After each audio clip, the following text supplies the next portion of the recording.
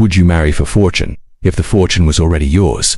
The rain fell like a quiet punishment against the marble windows of the Verdun estate, running down panes that had watched empires rise and suns crumble. In the cavernous hall, chandeliers flickered, catching the silence like a fragile breath. A single portrait dominated the wall on Verdun, a man whose stern gaze had once commanded industries, governments, and kings. Now he commanded only whispers. His only son, Adrian Verdun, stood alone beneath the portrait, fingers trembling around a sealed envelope still warm from the funeral fires. He had just buried the most powerful billionaire in the country and inherited an empire that could swallow nations. But what waited inside the envelope? That was something power could not prepare him for. A will was supposed to be straightforward. Divide assets, sign papers, move forward. This was not that. The estate's lawyer, an old man with silver glasses and eyes that had seen too many secrets, had spoken only one line before leaving Adrian with the envelope. Your father's final request will decide not just your future, but your heart. Now the wax seal broke with a soft crack like a bone snapping beneath silk. Adrian unfolded the letter, breath shallow. To my son, power means nothing if you die alone. To inherit my legacy, you must marry. Within 3 months, he froze. Marry. And then the line that changed everything. If you refuse, everything goes to the foundation. The foundation, cold, charitable, soulless. The empire would slip into the hands of strangers who never worked for it, never bled for it, never bled for it, never held the name Verdun like a weight on their spine. But then, a final sentence, scrawled in pen that shook with an old man's final days. And do not marry for my wealth. Marry for what I could never understand, love. Adrian had always thought his father incapable of sentiment. Yet here was a dying man, begging his son not to repeat his mistakes. Lightning split the sky outside, illuminating the estate grounds, gardens trimmed like royalty, statues carved in triumph and sorrow, and the lonely world Adrian had grown up in. A place so beautiful it suffocated. His father had built a kingdom but died without a queen. Adrian had spent years swearing he would never be like him. Yet now, destiny circled like a vulture. A marriage. 3 months love. But love had never been part of Adrian's world. His childhood had been tutors and boardrooms, security checkpoints, and the weight of legacy. No friends, no warmth, no space for something as fragile as affection. He could marry anyone and fulfill the requirement. Women from powerful families had circled him since he was 18, each smiling with polished grace and hidden hunger. He remembered their rehearsed laughter, their eyes calculating value, not emotions. He could choose convenience, he could choose alliance, he could choose control. But his father's final whisper echoed, "Marry for love." Adrian closed the letter slowly, the paper trembling in his fingers. For the first time in his life, he didn't know what power meant. He didn't know what choice meant. He only knew he was alone. That night, unable to breathe within the mansion's golden cage, he drove past security gates that whispered legacy, past city lights that bowed to the Verdun Empire, past expectations carved into his skin like scripture. He didn't know where he was going, only that for once, he didn't want to be seen as a Verdun. He wanted to disappear, to breathe, to feel something real. He ended up in the kind of place his father never allowed him to see, a quiet street on the city's old side, where rain fell on humble rooftops and life smelled like bread and asphalt instead of polished marble and imported wood. The cafe's windows glowed warm against the storm. A handwritten sign flickered, "Open late." Inside, laughter spilled softly through the air. Real laughter, filtered imperfect, a world he had never belonged to. He stepped in, rain dripping from his coat. Heads turned briefly, then returned to their conversations. Nobody recognized him. Nobody cared. It was liberating and terrifying. She stood behind the counter, hair tied in a loose knot, a pencil tucked behind her ear, steam curling around her face as she poured coffee with a grace that didn't need elegance. Simple, honest, alive. Her name would come later, but in that moment she was a breath in a drowning world. She glanced up, their eyes met. Not the way society women looked at him, with calculation, ambition, practiced seduction. This was curiosity. A stranger seeing another stranger, not a headline or a fortune. "Rough night?" she asked, voice gentle but grounded in reality. He didn't answer. Couldn't she? Smiled anyway, soft but sincere. "Sit, I'll bring you something warm." No one had ever spoken to him like that, without motive, without fear, without worship. He took a seat near the window, watching raindrops gather trails on the glass. Memories flickered, his father's voice booming in boardrooms, the absence of a mother's touch, empty echoes of dinners served in silence. The legacy he had inherited felt like a chain.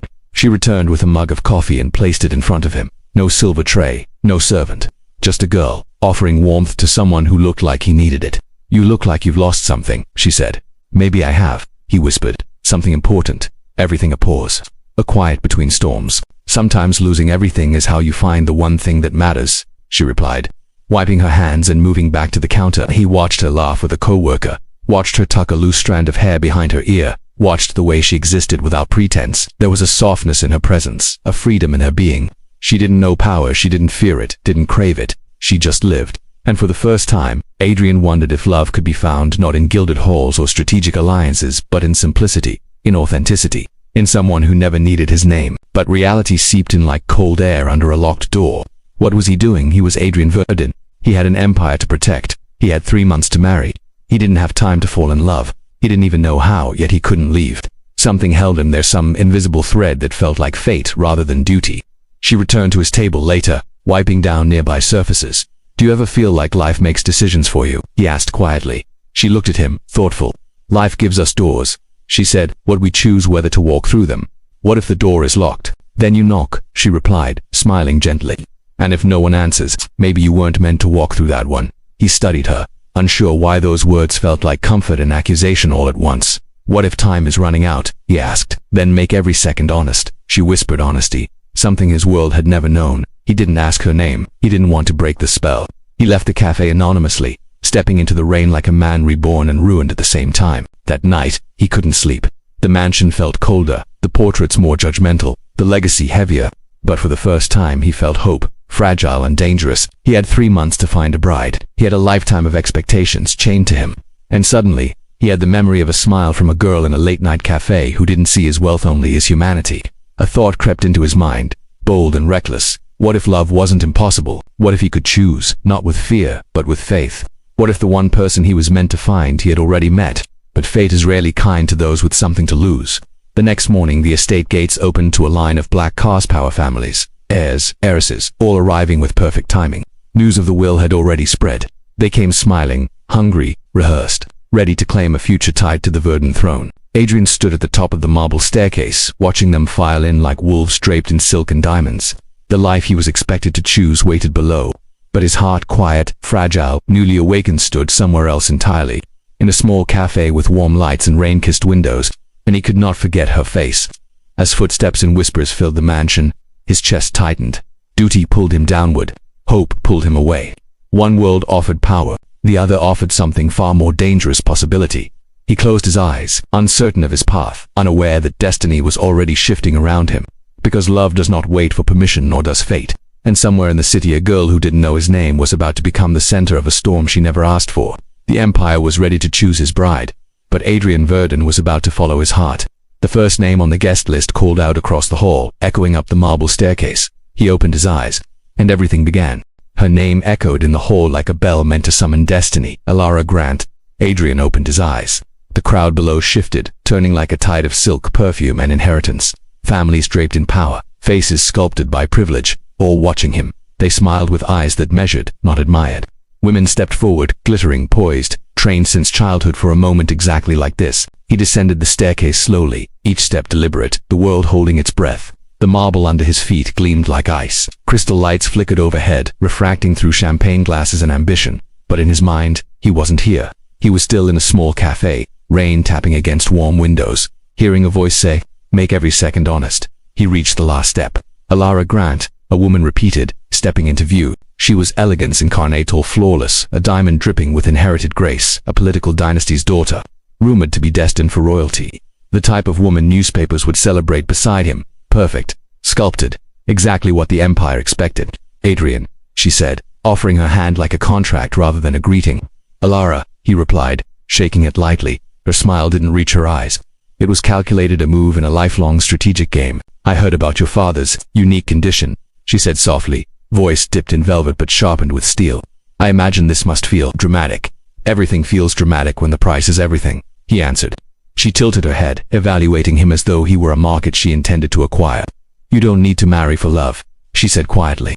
"That's a romantic fantasy. You need to marry for stability, or legacy. We could be a power alliance, perhaps even a historic one." He felt the room watching them, waiting, wanting, expecting, and for a moment he saw his future. A throne, a silent marriage, a legacy stronger than King's End, a life empty of warmth. His father's world, repeating itself. He offered a polite smile.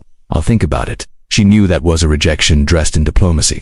Her eyes flickered, but she masked it with grace only years of wealth could teach. "Don't take too long," she whispered. "The world moves quickly, and vultures move faster."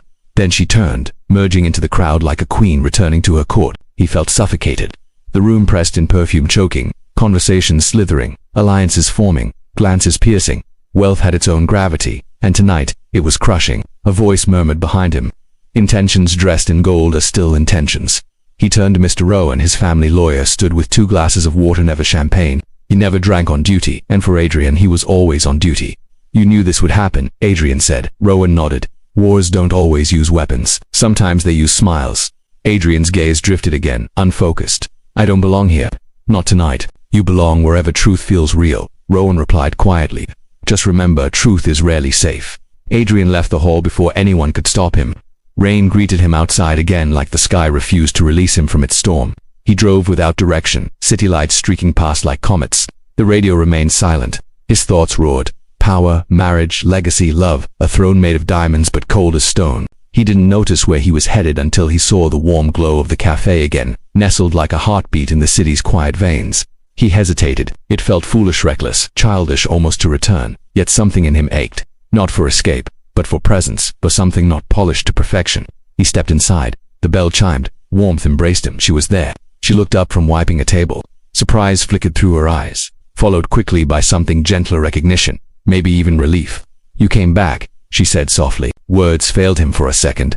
I wasn't finished breathing last time, he replied. She laughed lightly. Rougher night than the last. More revealing, she gestured toward the same seat. Sit, I'll bring you something.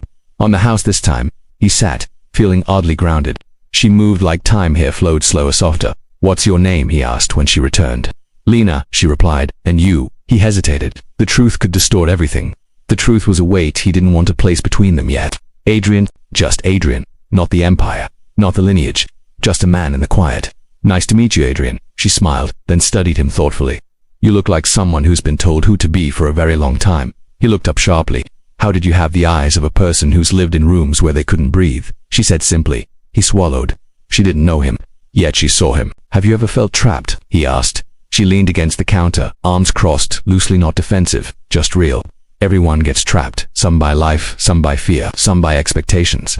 The trick is deciding whether you fight the cage or decorate it. And you, he asked, did you choose to fight or decorate? I walked out, she said quietly. Even when people told me I should be grateful for the cage. He wanted to ask more, but she was called to the back to help a coworker.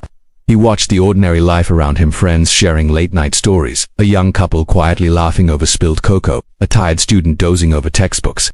None of them cared about legacies or marriage contracts or billionaire wills. Their world was smaller but more real than anything he had ever held. His phone buzzed. A text from Elara. Dinner tomorrow, private. Don't run from the future we could build, Adrian. He placed the phone face down. For the first time, another life seemed possible. Lena returned, carrying a plate of warm apple crumble. You look like you needed something sweet, she said, placing it in front of him. This place, he murmured, feels like a world untouched by greed. She shrugged softly. That depends who walks in. He met her eyes. What if someone comes in carrying the whole world on their shoulders? Then they can set it down, she whispered. At least while they're here. Something unspoken stretched between them, fragile, uncertain, magnetic. A sudden crash broke the stillness. A storm gust rattled the windows hard enough to make the lights flicker. Lena glanced outside. Weather's getting serious, so is everything else, he murmured, almost to himself. She pulled up a chair across from him, small, brave, unforgettable. You don't talk like other people here, she said. You speak like someone who remembers silence too well. His breath caught. Silence is the only thing I ever knew. Then you're learning noise. She smiled. That's good. Noise means life. He wanted to tell her everything, to unload the weight. But how do you confess a destiny to someone who doesn't speak in crowns? Instead, he asked, why did you walk out of your cage? She paused. Because the person I loved stayed in theirs. A sharp ache hit him. Loss recognized loss. Freedom recognized pain. What happened to them? He asked gently. She looked down, fingers tightening around the chair. They chose duty, legacy, a future planned by someone else. A small breath and they forgot to choose me. Her voice didn't break, but something inside it did. Adrian felt the universe tilt, aligning their wounds like constellations. His father's voice echoed again, marry for love. He didn't know if Lena was fate, coincidence, or temptation, but she was real, and real was something his world never gave him. He wanted to promise he would never make her feel forgotten. But promises are knives when spoken too soon. Instead, softly, he said, people like us, we don't want to escape life, just the parts that never felt like ours. Her eyes lifted to his, and in them he saw oceans, memory, hurt, courage. Before another word could form, the cafe door swung open sharply. Wind howled, pulling rain inside. A man in a dark coat stepped in, soaked, breath harsh. His eyes scanned the room and locked onto Adrian with unsettling precision. There was no recognition in Lena's gaze, but in his, there was. An employee. No. A stranger. No. Security. From the Verdun estate. Sir, the man said quietly, voice tight. We've been looking for you. Lena turned, confusion flickering. Adrian's heartbeat stumbled. The man stepped closer. There are matters, immediate matters. You need to return. Eyes turned, whispers rising. The warm cafe world trembled. Lena stared at him, realization beginning to dawn, not fully, not yet, but enough to fracture peace. You're not just Adrian, she whispered. He wished he could lie. Lena, you should go, she said, voice calm but eyes searching him like he was someone disappearing right in front of her, and maybe he was. He stood slowly. The cafe suddenly felt smaller, heavier, like he was leaving air behind. As he walked toward the door, she spoke again, quiet, almost afraid to break whatever they had just begun to build. Will you come back? He paused, hand on the door, rain waiting outside like a question he couldn't answer. I don't know, he whispered, but I want to. He stepped out into the storm, and in the reflection of the cafe window, as lightning cracked and fate pulled him forward, he saw something terrifying and hopeful all at once. He was no longer running from the world he belonged to. He was running toward the one he wanted. But desire is dangerous, and destiny rarely surrenders quietly. Tomorrow, the Empire would demand his choice. Tonight, for the first time, his heart had already made one, and that changed everything. Rain followed Adrian home like an accusation. The car glided through iron gates and past stone lions carved to guard empires, but tonight nothing felt secure. The mansion's lights burned against the storm, cold and unwavering. Inside, staff hurried, whispers coiled like smoke. Word traveled fast in palaces, especially when the prince vanished into the night and returned escorted by a shadow. He walked through the foyer. The marble reflected his face back at him, half in light, half in darkness. A man split by two worlds. Behind him, security retreated without a sound. Before him, silence swallowed the air. He didn't go to his room. He went to the library, his father's sanctuary in his prison as a child. Books lined the walls like monuments, but the room was hollow of warmth. He moved to the fireplace, lit only by embers. Sparks crackled like dying promises. Lena's face hovered in his mind, not as a fantasy, but as a reminder of breath, of choice, of something fragile and human, so dangerously alive. He thought of her confusion when security found him. He thought of the question she whispered, will you come back? He had wanted to say yes, but promises were knives, and he already felt the blade. A quiet click broke the room's hush. Someone entered. Mr. Rowan. He didn't speak at first. He simply poured 2 glasses of water, ritual, not courtesy. Then he stood beside Adrian, both men staring into the fire as though answers might burn there. You'd left without security. Rowan finally said, unannounced. I wanted to breathe. Power doesn't grant breath, Adrian, it takes it. And what if I don't want it? Adrian whispered. Rowan studied him, lines deepening around wise, tired eyes. Then you deny your father's legacy. My father denied everything but legacy. The flame snapped as though agreeing. Rowan spoke carefully. Your father didn't give you love, but he gave you the tools to survive. And now he demands I marry to prove it. No, he demands you choose a life different from his. Adrian went still. The fire carved shadows across his face. He never knew love. Why expect me to? Rowan set the glass down gently, because he realized, too late, that power can conquer the world but not loneliness. Silence hung like a fragile thread. You found someone tonight, Rowan added quietly. Adrian tensed. I found heir, Rowan nodded. And heir is dangerous when you're raised underwater. Adrian didn't reply. He didn't need to. The truth sat between them like another presence in the room. Tomorrow, your board expects an announcement, Rowan murmured. Not just about succession, about engagement. Adrian's pulse shifted. They move quickly. They've waited their whole lives for this moment. Do you think they'll let you drift? They will choose for you if you hesitate. Let them try, Adrian murmured. Rowan's voice turned grave. If they choose, they won't choose love, the fire hissed. Something old and iron scraped in Adrian's chest, fear or fury. He couldn't tell. Get some rest, Rowan said. Tomorrow is a battlefield, not a formality. But Adrian did not sleep that night. Sleep belonged to peace, and peace felt like a language he once knew and forgot. Instead, he spent hours tracing dust on leather bindings, memories trapped in quiet halls. His father's voice echoed in those walls. Be strong, be ruthless, never bend. But now another voice whispered, make every second honest. At dawn the storm passed, leaving the world washed and raw. The estate glimmered, too pristine, as if pretending nothing ever breaks here. As if powerful men do not shatter in silence. He dressed in a tailored suit that fit like armor and walked toward the boardroom, marble floors stretching beneath chandeliers like a path carved for kings. When he entered, every face lifted. Investors, politicians, heirs born with silver intent. Their smiles were sharp, practiced. Alara sat near the head, elegance honed into weaponry. She rose slightly, acknowledging him with a gaze that carried expectation, not warmth.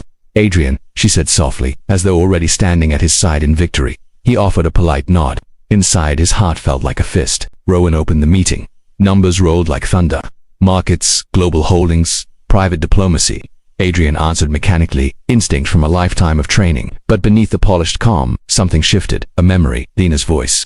Noise means life. The board moved toward the announcement. Alara's fingers rested on the table, perfectly still but poised with hunger. Then a voice cut through. Wait. It was Adrian's. All heads turned. His own pulse drummed like war. Before we finalize any decisions, he said slowly, I need clarity. About my father's will. Alara's eyes narrowed, not anger, but calculation. One of the board members, a man with silver hair and steel posture, leaned forward. Clarify what, Mr. Verdun? The condition. Adrian replied. Marry within 3 months. For love. A ripple moved across the table. Confusion. Derision. Amusement. Another member laughed lightly. Love is optional, son. The law recognizes marriage, not sentiment. Son. A polite insult. He let it pass. What if I choose someone outside this world? Adrian asked. The room stilled. Not a question of logistics. A question of power. Alara's voice slid into the silence. A partner strengthens or weakens. Imagine headlines. Adrian's reputation is currency. He met her gaze. Is that all marriage is to you? Her expression didn't flicker. Marriage is alliance. Love is luxury. He breathed once, deeply. Then what if I want both? Shock flickered, then vanished beneath elite composure. A few board members exchanged looks. Love here was a foreign word. Alara smiled at last, polished and lethal. You are emotional today, he answered softly. I am alive today. A faint crack ran through her mask. It was almost invisible, but Adrian saw everything. Rowan cleared his throat, sensing war brewing. Adrian is within his right to choose. Within reason, someone counted. What defines reason? Adrian asked. Status, stability, public worth. Another replied smoothly. So they wanted more than his compliance. They wanted his obedience. A man born for thrones, a woman chosen for power. A fairy tale forged in steel. Adrian leaned forward. And if the one I choose has no title, a hum of disapproval, then you gamble the future of this dynasty, Alara said, voice silk-wrapped steel. And your father's empire falls into untested hands. Adrian's jaw tightened. Empires fail not because of love, but because they forget humanity. Gasps, murmurs, a tremor rolled through legacy-hardened faces. Alara's eyes chilled. There is someone, he didn't confirm. Silence was answer enough. She stood slowly, posture queen-like. Do you think she understands your world? Can she endure cameras, politics, scrutiny? Or will she crumble and take you down with her? He exhaled. Maybe I don't want a crown built on fear. She leaned closer, voice low, lethal. Fairy tales don't survive real kingdoms. His reply was quiet, but it cut. Neither do empty thrones. A charged silence. The board was no longer neutral. Fault lines formed, alliances shifted. Rowan rose. We will reconvene tomorrow. The heir will make his choice then. Meeting adjourned, but war began. As Adrian walked out, Alara's whisper caught him like a blade. She will break. They always break when the world sees them. He paused. Maybe the world needs breaking. Her eyes glittered. If you choose wrong, you lose everything. He looked at her, perfect, polished, safe. Maybe losing is the only way to finally win. He left before she could answer. Outside, air felt sharp, real, terrifying. He returned to his room, not to retreat but to breathe. Rain-washed light filtered through tall windows, illuminating his reflection. Not the air, not the empire, just Adrian. He reached for his phone. His fingers hovered. 3 words typed themselves in silence. Can I see you? He stared at them. Truth pulsed beneath his ribs like panic or freedom. Just before he hit send, the phone buzzed. A message, unknown number. You think you can protect her from this world? From them? From yourself? Another message followed immediately. You bring danger to what you love. His blood ran cold. Then a final message. If you return to her, she won't stay safe. The world blurred. Destiny sharpened. He didn't think. He moved. Left the room, the hall, the estate. Storm clouds gathered again as though drawn to his choices. The city felt darker tonight, or maybe he had finally opened his eyes. He reached the cafe street, but lights were off. Chairs stacked. Sign flipped. Closed early. His chest tightened. Had someone been here? Was she safe? Was he already too late? Then footsteps, soft, familiar. Lena stepped from the alley, holding trash bags, startled to see him. Rain painted her hair to her cheeks, clothes damp, breath visible in the cold. Adrian, she whispered, confused. Why are you here? He moved closer, heart in turmoil. I needed to see you. She studied him, rarely looked. You're shaken. So is everything, he said. Concern shadowed her face. What's happening? He opened his mouth to speak, but headlights cut through the street, blinding. A black car rolled to a stop. Alara's voice echoed in his memory. Fairy tales don't survive real kingdoms. The window rolled down. A camera flash fired. A voice shouted his name. Lena froze. The world stopped breathing. It had begun. The quiet life she lived had just collided with the empire he never asked for. And as the flash faded, and her eyes filled with something between fear and realization, Adrian understood the truth he had been running from. Love wasn't the risk. The world was. and now the world knew where to aim. The flash exploded like lightning trapped in a heartbeat. Lena flinched. Adrian reached instinctively as though he could shield her from light itself, but the moment had already fractured. That single burst carried everything: exposure, consequence, a life unmasked. The camera dropped slightly, enough for Adrian to see the face behind it. A tabloid hound, hungry eyes gleaming beneath a soaked hood. Not one of his world worst, one who fed on the cracks between worlds. There he is, the photographer hissed. Verdon's mystery girl. The street felt too tight, air too thin. Reality suddenly sharpened like glass around them. Lena stared at him, shock widening her eyes. Not anger, yet not pain, but bewilderment, like a person waking from a dream into a storm they never chose. Adrian, who is he? Why he didn't answer? Couldn't every word he needed felt like a door locked from the inside. More flashes, voices, footsteps approaching from the shadows. Not just one reporter, several. They emerged like moths drawn by the promise of scandal. Whispers gathering into a frenzy. Is she the one? Name. How long have you been together? Are you marrying her? Is this the secret romance? Lena stepped back. The bags in her hand shook. One slipped, crashing to the pavement. Trash scattering like pieces of a life suddenly dragged into a spotlight that burned instead of warmed. Stop, she murmured, voice trembling. I don't fisses. Adrian moved in front of her. Don't take another picture. The photographer only raised the camera again. The world deserves to know who's replacing royalty. That sentence cut deeper than insult. It sliced into fear, into prophecy. Leave, Adrian growled. We don't leave history, another voice spat. We document it. Engines roared down the street. To black SUV, S-Voden security. Too late and too noticeable. Their arrival was confirmation for the vulture's fuel to the narrative. Proof she mattered. The guards exited, umbrellas snapping open, forming security walls. But the damage was done. You should go, Lena whispered, voice thin, trembling around panic she tried to swallow. And leave you here, he asked. You already brought the world here. Hurt quiet, cutting threaded through her tone. Not accusation, but realization. Turning the street into a silver river. Security herded him to a silver river. Security herded him toward the car. He resisted. Lena, he said, desperate to explain, to anchor her before she drifted out of reach. But she shook her head, stepping away, not running, but recoiling like someone unsure whether touch was safety or fire. Just give me space. Her voice cracked like thin glass under weight. Then she turned and vanished through the cafe's back door, leaving trash scattered, rain swallowing her retreat. And for the first time since the will, since the cafe, since the stirrings of something he dared to call hope, Adrian felt the empire press down on him not as a duty but as a grave. Security pulled him back, doors slammed, and the car moved. The photographer's lenses flickered behind them like predatory fireflies. The mansion felt colder when he returned. Silence stretched down the halls like morning cloth. Lights glowed but none warmed. Rowan was waiting in the foyer. His expression held no surprise, only gravity. They found her, Adrian said, voice raw. Yes. Rowan's reply was quiet. And they will not stop now. A beat of silence, heavy, inevitable. You warned me. Rowan didn't soften. I warned you the world breaks what it does not understand. Adrian clenched his jaw. I won't let them destroy her. You already opened the door, Rowan murmured. Now you must decide which life dies, yours, hers, or the one you were supposed to live. Adrian's voice dropped to a whisper. I choose her. Rowan looked at him long, searching for resolve versus impulse. Love without protection is cruelty. Adrian felt the truth sting. So what do I do? You stand.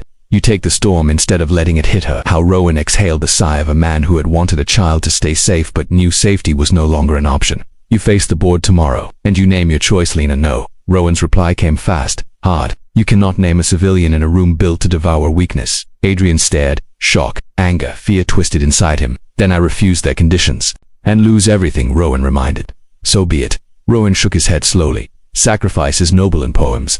In reality, it leaves those you love unprotected. You lose the empire, and she loses your shield. It wasn't threat, it was truth. And if I follow them? Adrian asked, voice dark. You lose yourself, Rowan said softly. Every path cut, every choice bled. Adrian felt his breath tremble. Why did he do this to me? Rowan's eyes lowered. He didn't. He did it to himself. You're just standing in the shadow of a man who realized too late that power means nothing if you have no one to give it to. Adrian closed his eyes. Lena's face, fear behind glass, rain in her hair. Give me space. Tomorrow he would either drag her into a war or cut himself out of one.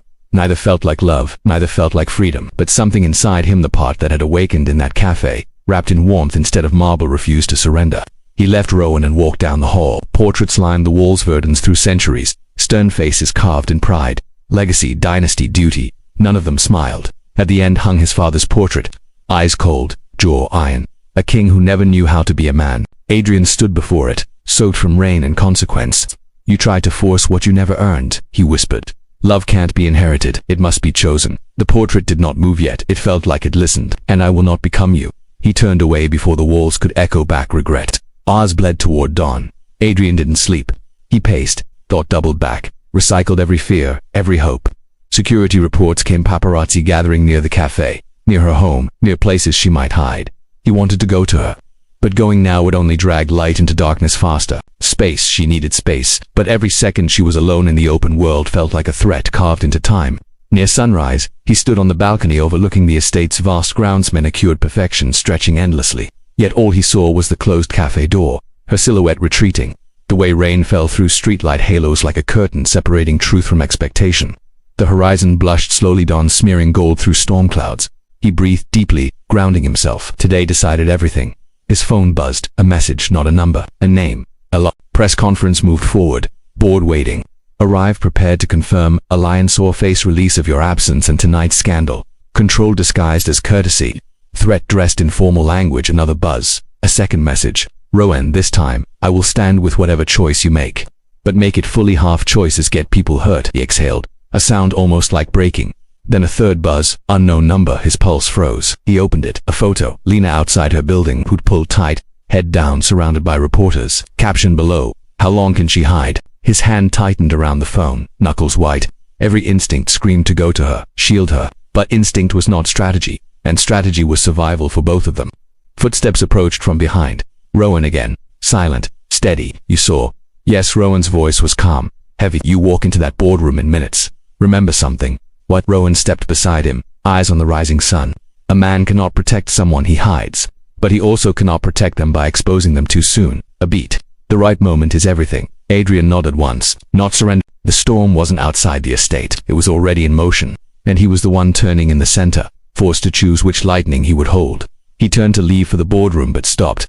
For just a second he felt watched, not by fate, not by legacy, by something unseen, a shift in air, a pressure not physical, but foreboding. As if the world knew what he was about to do, and was bracing to change with him.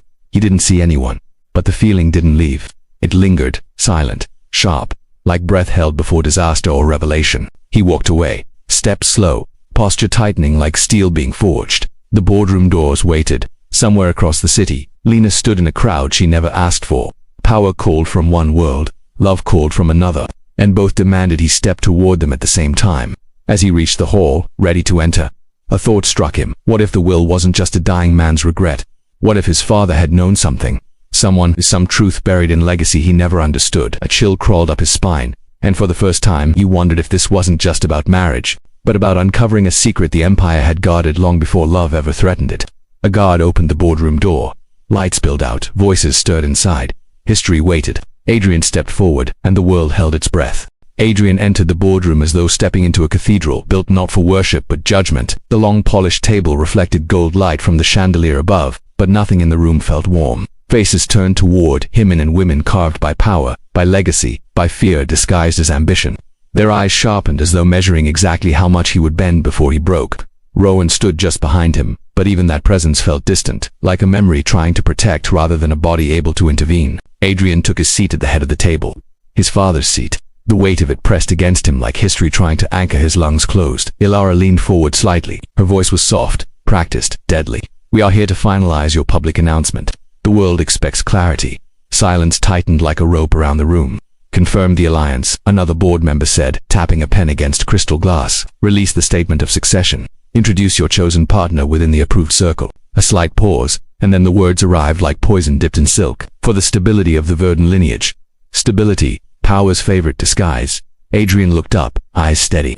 I have not chosen from your list. A ripple moved across the table. Some froze. Others leaned forward like predators recognizing a wounded stag. Ilara's voice did not tremble. It iced. Then the rumors are true. He didn't flinch. I am in a relationship.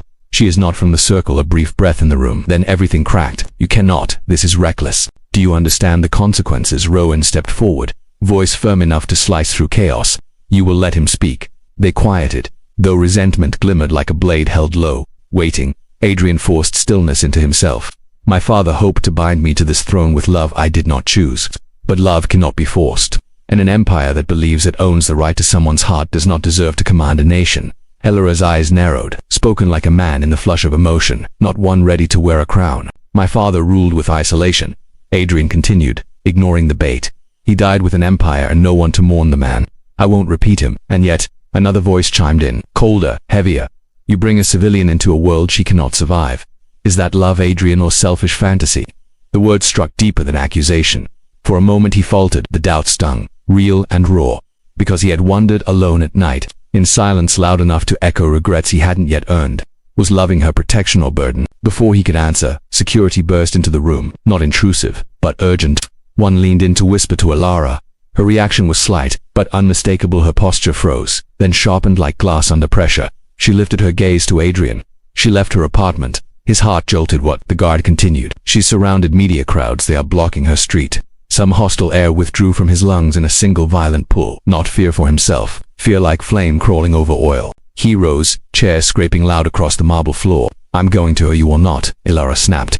If you step out now, you validate the scandal. You turn rumor into declaration. You end your rise before it begins. I don't care about my rise. Another board member leaned forward. Then think about hers. Silence snapped into place. Adrian froze, not because he agreed, but because the words struck truth too dangerous to ignore. If he went now, cameras would devour the moment. Headlines would feast. She would be branded not as love, but intrusion, ambition, scandal. They would shred her life before he could shield even one piece. His chest burned, torn between instinct and strategy, between heart and consequence. One step to protect her now could destroy her tomorrow. Rowan's voice came quiet, steady. Adrian, he looked up, eyes shaking, rage and helplessness colliding. Breathe, Rowan murmured. A king does not run into fire without seeing where the flames lead. I'm not a king, Adrian whispered. Rowan's gaze softened. Not yet, but she needs you to become one, not for glory, but because only then can you protect her from this world. Those words rooted him, not peace purpose. He lowered slowly back into his chair, but this time he did not sit as a cornered man. He sat like someone sharpening the blade he would one day use to cut chains. Adrian spoke, voice steady as stone. I will not abandon her, but I will not expose her to your world until I can defend her in it. A board member scoffed. You speak as though you have leverage. Adrian leaned forward, gaze iron. I do, because without me, your legacy dies, your empire fractures. The world sees you clinging to bloodlines like fossils choking on dust. Some flinched, not visibly, but in their stillness. I will take a partner, he continued, but on my terms, in my time, and not as a pawn, as a person. And if we refuse, Alara asked. Adrian met her eyes with quiet fire. Then I walk away. And you lose the air the world already believes in. A long, tense stillness, the kind that doesn't breathe, only listens. Then Ilara exhaled. Slow, controlled, calculated. You have time, not freedom. Adrian stood again. Freedom is not given, it is taken. He turned and left the room before they could speak again, before doubt could catch his heels and pull him back. The doors closed behind him like the seal of fate shifting direction. The moment he was in the hallway, his composure fractured. The world narrowed to one image, Lena alone in a storm she never chose. He walked fast, voiced low, bring the car. Rowan kept pace. You cannot go to her in public. I'm not leaving her there. Rowan placed a steady hand on his arm. We have another option. Adrian stopped. What? Rowan's expression held urgency, but also something deeper, an old truth surfacing like something long buried beneath tradition. There is a safe place. Outside the city, a retreat built before your grandfather's reign. Few remember it exists, and she can go there.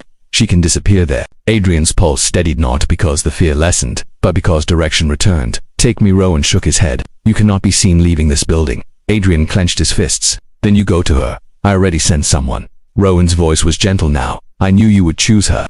I prepared for the moment you'd need to protect her. Adrian exhaled sharply, emotion cracking through armor. Gratitude, fear, relief twisted with dread. You believe in us, he whispered. I believe in love that endures fire, Rowan answered. And you were both burning. Hours stretched like slow thunder. Adrian waited not as a prince but as a man suspended between fate and fear. Finally, a message. One line. She's safe. His breath collapsed out of him. He leaned against the wall, eyes closed as though holding the earth still. Another line followed. She asked if you sent us. She wanted to know if she mattered enough for you to fight. Adrian opened his eyes. They burned not with tears, but fierce, living clarity. Tell her, he replied. I am learning to fight not as a den, but as a man who refuses to lose her. A pause, then a final message. She said you don't need to rush, she'll wait. As long as you walk toward her, not away. The storm inside him softened. Not gone but shaped, directed. The world outside still roared. The war between legacy and love was not over. But for the first time he felt grounded not by duty but by a future he chose. He stood tall, not finished, not victorious, but ready. Because the climax wasn't the boardroom, or the panic, or the fight for autonomy. The climax was this, choosing a life not defined by inheritance but by love earned. protected and held through fire. The wind outside eased, as though the city itself exhaled. He whispered to the quiet room. This time, I walked toward her, and somewhere beyond glass and distance, Lena, safe in a place hidden from noise and hunger, felt the shift and breathed easier too. The storm was not gone, but he was no longer standing in it alone, and soon the world would see not a prince cornered by duty, but a man rewriting destiny. Night settled over the city like velvet, drawn across a world that had spent too long burning. Lights shimmered on glass towers, but they no longer felt like watchful sentinels of power. They felt distant, now small, almost compared to the stillness forming in Adrian's chest as he stood by the window, forehead resting lightly against the cool surface, watching a horizon that no longer controlled him. Hours had passed since the boardroom battle and the frantic coordination to protect Lena. Hours spent not pacing in fear, but breathing through a truth that finally had space to stretch its wings. He did not belong to a throne unless he walked to it freely. In the quiet reflection of the glass, his own face looked unfamiliar, not defeated, not triumphant, simply honest, the kind of face someone might have after surrendering not to expectation, but to clarity. Rowan entered without knocking. His footsteps were soft, respectful, as if acknowledging the ground between them had changed. "She's settled in," he said, voice low. "There are books, a garden, a lake, quiet, safety." She asked for time to breathe, not distance, just peace. Adrian nodded. A strange calm filled him, not resignation, not impatience, a balance, delicate but real. "She deserves that. I caused a storm in her world." "You both caused it," Rowan corrected gently. "Love is not passive, it demands movement. Sometimes creation, sometimes destruction. Today you refuse to destroy yourselves to please a legacy." Adrian smiled faintly. "And tomorrow you continue to become the man who earns his crown rather than inherits his leash." Silence rested between them, not heavy but meaningful. Then Rowan placed something small on the table near him, a key, silver and simple. "The retreat has a second cottage. If you ever choose stillness." He paused. "Love is not protected by walls or power, but by presence. Remember that." Adrian didn't answer immediately. He didn't need to. He reached for the key, not gripping it like a lifeline but holding it gently, an open door, not a cage. Rowan left quietly, and Adrian waited a moment longer before turning away from the glass. The city could continue spinning in its hunger for spectacle. He was done living where eyes never blinked. When he stepped outside, a cool late-night breeze brushed his face. For the first time in weeks, maybe years, he didn't rush. He didn't brace. He simply walked. His route wasn't toward the palace apartments or the guarded entrances that swallowed airs whole. He walked toward the private car waiting near a side gate, where the world's noise could not reach. The driver greeted him with a nod, knowing nothing, needing nothing. Adrian requested one stop first. The car rolled through streets, finally quiet after a long day of frenzy. He saw remnants of commotion, barricades moved aside, reporters packing equipment, security lights flickering off. The world had already begun its shift from chaos to obsession, and soon headlines would soften into speculation, then dull into background hum. The machine of public curiosity always burned fast. But love, he had learned, burned slow, and that was its strength, not its weakness. They arrived at a small park near his childhood school, a place untouched by empire where morning joggers and children playing tag had once made him feel just like anyone else. He walked alone along the gravel path, hands in pockets, breathing in the smell of damp earth and faint winter flowers. A fountain trickled softly somewhere nearby, moonlight painting water silver. He sat on a bench and tilted his head back, looking at a sky mostly swallowed by buildings but still there, patient and eternal. For the first time since that will was read, he allowed himself to feel not the pressure of expectations or the ache of fear, but gratitude. For her, for the man he was becoming, for the truth that had risen through fire instead of being forged in it. He whispered, not for anyone to hear, but because truth sounded different when spoken aloud. "I don't want a story written for me. I want one built by choice." A faint memory touched him, his father's voice, distant and stern, once saying a ruler sacrifices himself for legacy. But another memory rose too, softer, from years earlier when his father had not yet been hardened by his own battles. A man without love may rule an empire, but he will never belong to it. Perhaps even his father had known the trap. Perhaps the will was not a prison, but a flawed attempt to force protection through tradition. Power rarely understood tenderness, and fear often disguised itself as guidance. Adrian stood again. The night no longer felt like a blanket, it felt like a beginning. By the time the car reached the countryside, dawn had begun to stretch pale gold across the horizon. Trees framed the road like guardians welcoming him to a world outside inheritance.